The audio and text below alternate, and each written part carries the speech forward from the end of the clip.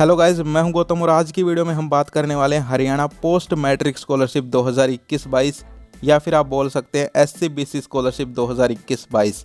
आप जो भी बोलना चाहें, आपकी मर्जी।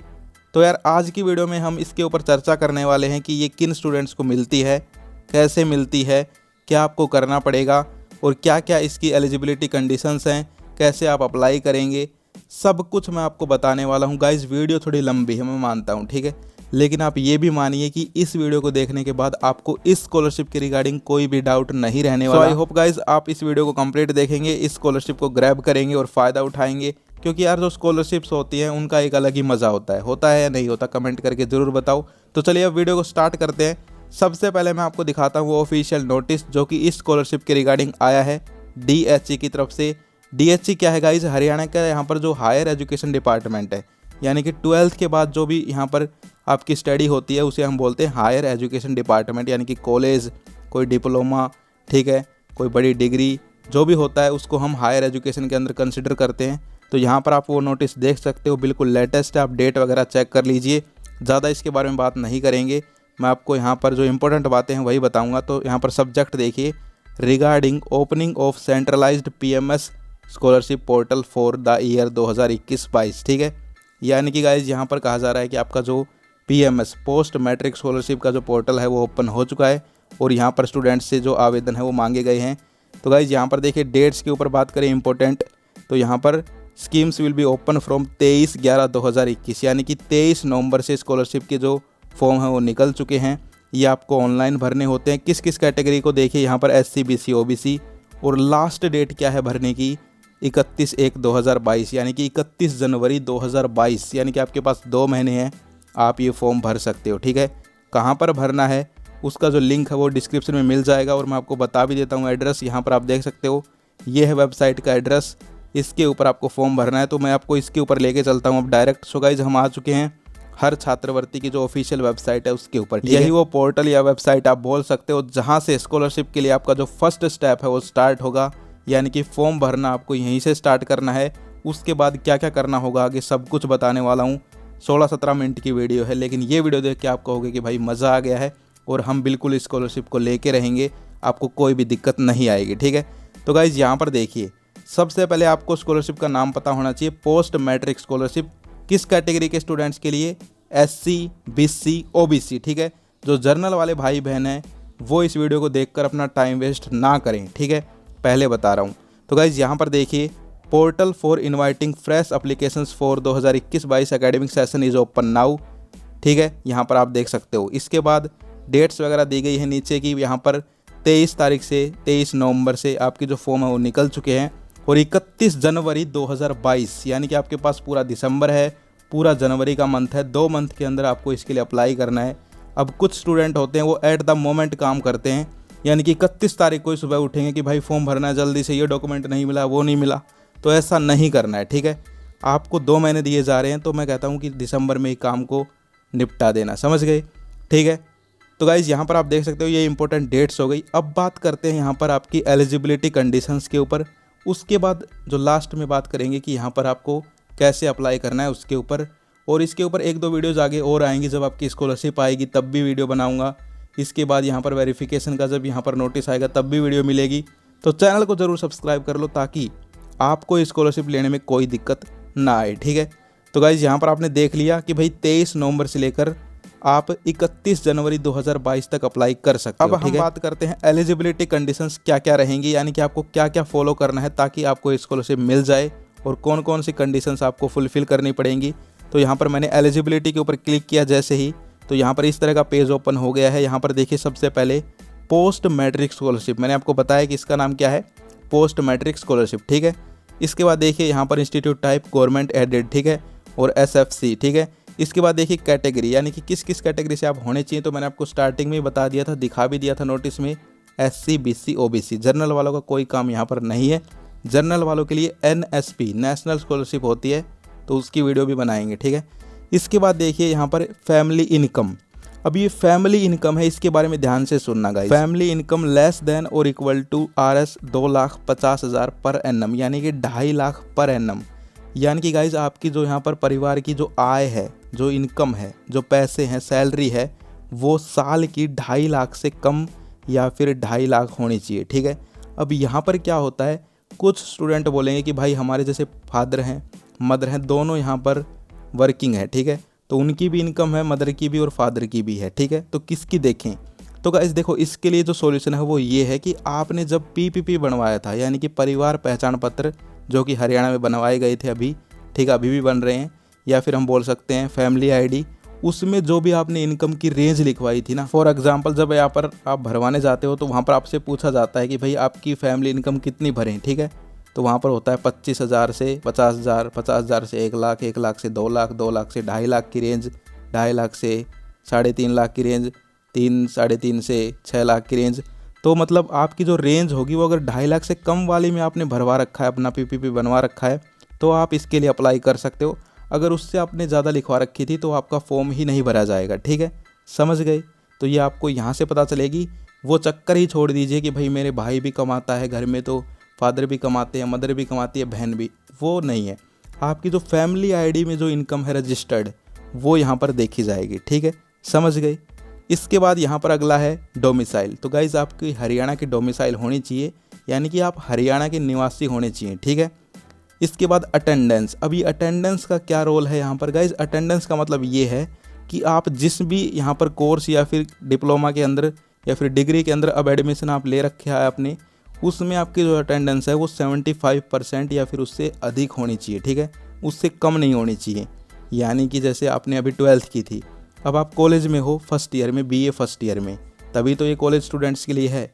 तो आप जब कॉलेज का फर्स्ट ईयर करोगे तो उसमें आपकी जो अटेंडेंस होगी वो 75% या फिर उससे अधिक ही होनी चाहिए। ये नहीं है कि भाई आपने स्कॉलरशिप का फॉर्म भर दिया, कॉलेज आप जाते ही नहीं हो, तो फिर स्कॉलरशिप में दिक्कत आ सकती है, ठीक है। अब यहाँ पर अंदर की बात बताऊँ, देखो यार बता रहा हूँ भाई बहनों सारे के सारे, खुल के बताता हूँ मैं आपको सारी बातें। यहाँ पर जो स्कॉलरशिप होती है वो मिल ही जाती है अगर आप नॉर्मली कॉलेज जाते हो आराम से अच्छे से, ठीक है, यानी कि रोज़ जाना भी ज़रूरी नहीं है, लेकिन बस ये होना चाहिए कि आप बीच बीच में कॉलेज अगर जाते रहते हो तो आपके जो टीचर्स होते हैं वो यहाँ पर अटेंडेंस है वो लगा देते हैं, ठीक है, समझ रहे हो, अंदर की बात है। बट अगर आपने ऐसा सिस्टम बना रखा है कि भाई एक बार एडमिशन करवाया था उसके बाद गए ही नहीं कभी, तो फिर दिक्कत आ सकती है, ठीक है। इसलिए रेगुलरली कॉलेज अगर ना भी जा सको, ठीक है, पहली बात तो आपको रेगुलर करना चाहिए कॉलेज अगर पढ़ना है अच्छे से, तो फिर भी अगर नहीं जा सकते तो वीक के अंदर 2 बार तो जाना ही जाना चाहिए, ताकि भाई आपका यहाँ पर जो अटेंडेंस है वो चलती रहे और अच्छे से 75% अटेंडेंस है वो पूरी हो जाए, ठीक है। वैसे यहाँ पर मैं तो यही कहूँगा कि सबको जाना चाहिए, ठीक है। अब यहाँ पर आगे बात करते हैं डॉक्यूमेंट्स की, ठीक है। तो सबसे पहले यहाँ पर आता है गाइज आधार कार्ड, यानी कि यार आधार कार्ड अगर आपके पास है तो सबसे पहले आपका एक डॉक्यूमेंट हो गया है, ठीक है। इसके बाद आता है हरियाणा डोमिसाइल, यानी कि आपके पास हरियाणा डोमिसाइल होनी चाहिए, यानी कि हरियाणा रेजिडेंट सर्टिफिकेट होनी चाहिए कि मैं हरियाणा का ही हूँ। ये नहीं है कि कोई यहाँ पर बिहार से आ जाए या फिर तमिलनाडु से आ जाए फॉर्म भरने, तो यहाँ पर वो हरियाणा रेजिडेंट सर्टिफिकेट देखेंगे, ठीक है। इसके बाद मैं बात करूँ यहाँ पर कास्ट सर्टिफिकेट, उससे पहले इनकम सर्टिफिकेट भी है। इनकम सर्टिफिकेट इसलिए चाहिए क्योंकि इन्होंने लिखा है कि 2.5 लाख से कम इनकम होनी चाहिए, तो वो उसी में ही लिखी होती है कि भाई इस परिवार की कितनी इनकम है, तो वो बनवानी पड़ती है, आप बनवा सकते हो। कास्ट सर्टिफिकेट हो गई, ठीक है, SC BC OBC। इसके बाद हम बात करें 10th की सर्टिफिकेट आपकी चाहिए, 12th की सर्टिफिकेट चाहिए, फ़ी रिसिप्ट। इस डॉक्यूमेंट को ध्यान से सुनना, ये क्या है गाइज, फ़ी रिसिप्ट का मतलब है आपने जिस भी कोर्स, जिस भी डिग्री, जिस भी डिप्लोमा के अंदर अब एडमिशन लिया है, मान लीजिए एक स्टूडेंट ने 12th के बाद अब BA में एडमिशन लिया है, तो उसने जो फीस पे की है BA की, उसकी रिसिप्ट भी चाहिए। अगर उसने यहाँ पर BTech की है, अभी BTech में एडमिशन लिया है, तो उसने जो फीस पे की है वो भी चाहिए। या फिर उसने अब यहाँ पर PG में एडमिशन लिया है, यानी कि MCOM में या फिर MSc में, तो उसकी फ़ी रिसिप्ट चाहिए। कोई भी डिप्लोमा कर रहा है तो उसमें एडमिशन लिया होगा, यानी कि जहाँ भी अब एडमिशन लेके पढ़ रहे हो तो वहाँ की जो फ़ी स्लिप है वो आपकी चाहिए होगी, वही फ़ी स्लिप की यहाँ पर बात हो रही है, ठीक है। अब यहाँ पर दिक्कत क्या आएगी, दिक्कत ये आएगी कि ज़्यादातर स्टूडेंट्स के पास अब ये अवेलेबल नहीं होगी, कुछ की तो आई थिंक खो गई होगी, कुछ को होश नहीं होगा कि कहाँ पड़ी है, और यहाँ पर आपकी जो ओरिजिनल होती है वो तो जमा हो ही जाती है, ठीक है, इंस्टीट्यूट के अंदर। तो आप यहाँ पर क्या कर सकते हो, आप लोग कमेंट करोगे मुझे पता है, तो मैं पहले ही बता देता हूँ, आपको अपने कॉलेज या फिर जहाँ भी आप पढ़ रहे हो अभी, वहाँ पर फ़ी स्लिप तो उनके पास होगी ही, ठीक है, तो वहाँ से आप रिक्वेस्ट करके निकलवा सकते हो और वो फिर यहाँ पर लगा सकते हो, फॉर्म भर सकते हो, ठीक है। उनको रिक्वेस्ट करना कि सर स्कॉलरशिप के लिए फ़ॉर्म भरना है, और आप प्लीज़ रिक्वेस्ट करके और वो आपको दे देंगे, ठीक है। तो ये करना है आपको। इसके बाद आता है परिवार पहचान पत्र यानी कि PPP। ये तो भाई सबसे पहले आता है क्योंकि सबसे ज़रूरी डॉक्यूमेंट ही यही है आज के टाइम में, ठीक है। इसके बाद हम बात करते हैं last exam past certificate expect, यहाँ पर फर्स्ट ईयर स्टूडेंट, ठीक है। यानी कि जो फर्स्ट ईयर के स्टूडेंट्स हैं उनको तो 12th की ही लगानी, क्योंकि उनका तो लास्ट एग्ज़ाम वही था। लेकिन जैसे कि कोई यहाँ पर सेकंड ईयर का स्टूडेंट फॉर्म भर रहा है तो वो क्या लगाएगा, 12th की तो लगाएगा ही, साथ ही साथ जो भी उसने की है फर्स्ट ईयर उसका रिजल्ट भी लगाना है। कोई PG का फॉर्म भर रहा है, जैसे कि MA का फॉर्म भर रहा है तो उसको 12th के साथ BA का भी रिजल्ट लगाना है, ठीक है। यानी कि जो भी लास्ट एग्ज़ाम अभी तुमने पास किया है उसकी सर्टिफिकेट आपको लगानी है। इसके बाद आगे आता है गाइस BPL सर्टिफिकेट और father's death certificate if applicable, ठीक है। यानी कि ये अगर आपके पास हो, यानी कि आपके पास अगर BPL सर्टिफिकेट हो आपकी, तो आप यहाँ पर लगा सकते हो, कोई ज़रूरी नहीं है। इसके बाद यहाँ पर जो फादर डेथ सर्टिफिकेट है इसके बारे में ज़्यादातर बात नहीं करेंगे, समझ रहे हो आप, ठीक है। मतलब यार किसी के साथ दुर्भाग्यवश कोई हादसा हो जाए घर में, ठीक है, तो वो समझ के लगा सकते हो। तो ये आपके सारे के सारे डॉक्यूमेंट्स है। इसके बाद आप नीचे देखेंगे तो आपको डिफरेंट स्कीम्स यहाँ पर दी गई है। जैसे लोअर इनकम ग्रुप है एक, सबसे नीचे देखिए, ये भी एक स्कॉलरशिप ही है, ठीक है। लेकिन इसके लिए कंडीशन क्या है, आपके जो घर की सालाना इनकम है वो 12,000 से कम होनी चाहिए। मतलब एक बार जब मैंने इसे सुना तो लिटरली मुझे हंसी आ गई। यानी कि 12,000 से कम इनकम और वो भी साल की। भाई कोई मजाक चल रहा है? यानी कि यार इतनी महंगाई के अंदर किसकी होगी, मुझे खुद बताओ आप। मैं मानता हूँ भाई मिडिल क्लास भी लोग हैं, ठीक है, गरीब लोग भी हैं, हम खुद भी मिडिल क्लास ही हैं, लेकिन यार 12,000 मतलब कुछ तो फिगर सोच समझ के रखना चाहिए था इनको। तो ये जो स्कीम्स है वो भाई कोई अप्लाई नहीं करता है क्योंकि इसकी कंडीशंस ही किसी से पूरी नहीं होती हैं, ठीक है। तो मैंने जो इम्पोर्टेंट थी पोस्ट मैट्रिक स्कॉलरशिप उसके बारे में आपको बता दिया है, ठीक है, वही आपको फिल करनी है। और भाई अगर आपकी हो 12,000 से कम इनकम तो फिर आप भर भी सकते हो, कोई दिक्कत नहीं है, ठीक है। तो ये सारी की सारी स्कीम्स दी गई हैं 8-10 नीचे, लेकिन जो मेन थी वो वही थी, ये सबसे ऊपर वाली पोस्ट मैट्रिक स्कॉलरशिप। अब बात करते हैं आप इसके लिए रजिस्टर कैसे करेंगे, फॉर्म कैसे भरेंगे। तो यहाँ पर आपको ऑप्शन दिख रहा है स्टूडेंट रजिस्ट्रेशन का, ठीक है। इस वेबसाइट के ऊपर ही आपको यहाँ पर क्लिक करना है स्टूडेंट रजिस्ट्रेशन के ऊपर, और यहाँ पर देखिए enter PPP family ID number, यानी कि आपके घर में जो फैमिली ID आपने बनवा रखी है, ठीक है, उसका जो नंबर है वो यहाँ पर आपको डालना है। और ये फॉर्म है आप ये किसी साइबर कैफ़े से भरवा लें, ठीक है। और यहाँ पर आपको सर्च पे क्लिक कर देना है। जैसे आप इसके ऊपर क्लिक करोगे आपके जितने भी फैमिली मेम्बर्स होंगे, फैमिली ID में होता क्या है गाइज़, मैंने भी बनवाई थी अभी, उसमें सारे के सारे जो मेंबर्स होते हैं उनकी डिटेल्स होती हैं। तो आपके सभी जितने भी मेंबर्स होंगे सभी का नाम आ जाएगा XYZ, ठीक है। तो मान लीजिए आप कोई भी नाम मान लो, सोनू, राहुल, आपको अपनी स्कॉलरशिप की यहाँ पर फॉर्म है वो भरना है। तो आपको अपने नाम के आगे यहाँ पर सिलेक्ट का ऑप्शन आएगा, उस पर क्लिक करना है। उसके बाद यहाँ पर आपका जो फॉर्म है वो स्टार्ट हो जाएगा, आप अपना फॉर्म है वो भर सकते हो, ये डॉक्यूमेंट्स लगा सकते हो, ठीक है। कैसे क्या अप्लाई करने की प्रोसेस है वो यहाँ पर दी भी गई है रिटर्न में। सबसे पहले आप स्टूडेंट हो मान लीजिए, उसके बाद यहाँ पर आपको क्या करना है, उस डिपार्टमेंट के ऊपर जाना है, उस पोर्टल के ऊपर जाना है जो मैंने आपको लिंक डिस्क्रिप्शन में दे दिया है, ठीक है। इसके बाद उसके ऊपर रजिस्टर करना है, अप्लाई स्कॉलरशिप करना है और फिर फॉर्म भर देना है, ठीक है। यहाँ पर ये सारे स्टेप्स दिए गए हैं कैसे कैसे आपको क्या क्या करना है। तो ये आप सारे के सारे स्टेप्स यहाँ से पढ़ सकते हो आराम से, और फिर ये फॉर्म है वो भर सकते हो या फिर किसी साइबर कैफ़े से भरवा सकते हो, कोई दिक्कत नहीं है। चलिए फिर भी एक बार स्टेप्स आपको बता देते हैं। सबसे पहले आपको उस पोर्टल के ऊपर जाना है, उस वेबसाइट के ऊपर जाना है जहाँ पर ये फॉर्म भरा जाएगा, जिसका लिंक है वो वीडियो के डिस्क्रिप्शन में है, मैंने आपको स्टार्टिंग में भी बताया था, ठीक है। उसके बाद आपको रजिस्ट्रेशन के ऊपर क्लिक करना है, मैंने आपको दिखाया था अभी।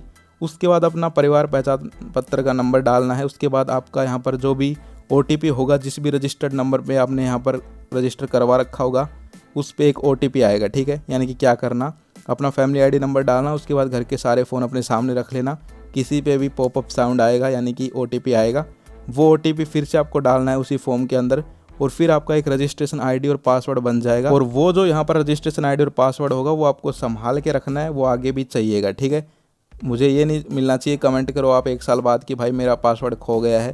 तो भाई पहले ही बता देता हूँ जो भी बातें होती हैं, जहाँ जहाँ आप गलती करोगे मुझे पता है, ठीक है। तो आप उसको संभाल के रख लेना, फ़ोन में नोट बना लेना, ठीक है, नोटपैड में कहीं भी, ठीक है, उसको संभाल के रखना। भाई पैसे का मामला है, थोड़ा केयरफुली करना, ठीक है।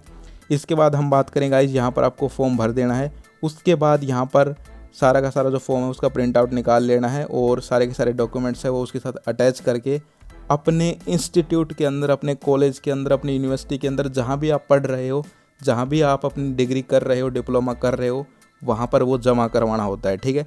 तो वो आपको कब जमा करवाना है ये आपके कॉलेज ही बताएंगे, ठीक है। जैसे कि 2 महीने तक तो बच्चे फॉर्म ही भरेंगे।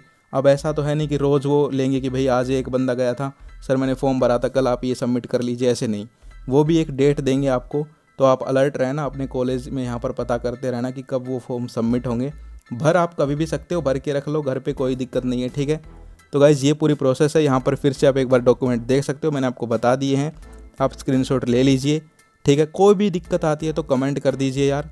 और कोई भी यहाँ पर डिग्री कर रहा हो, कोई भी डिप्लोमा कर रहा हो, वो फॉर्म भर सकता है 12th के बाद, ठीक है। सो आई होप आपको समझ में आ गया होगा। फिर भी कोई दिक्कत हो तो आप कमेंट कर दीजिए, लिंक डिस्क्रिप्शन में है जहाँ पर फॉर्म भरना है। और 2.5 लाख से कम इनकम होनी चाहिए, SC BC OBC, ठीक है। फिर मिलते हैं, एक वीडियो और बनाएंगे, तो आप चैनल को सब्सक्राइब कर लीजिए। जय हिंद, जय भारत।